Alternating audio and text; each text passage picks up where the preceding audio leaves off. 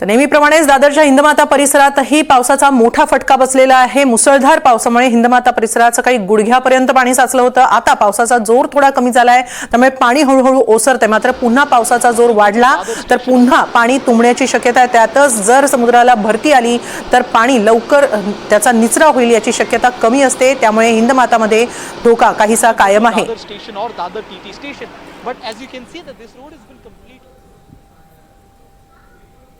मुंबईत red alert जारी करण्यात आलेला आहे। ठिकठिकाणी ट्रॅफिक जॅम झालेला आहे, त्यामुळे मुंबईकरांनी सावधगिरी बाळगावी असं आवाहन करण्यात येत आहे।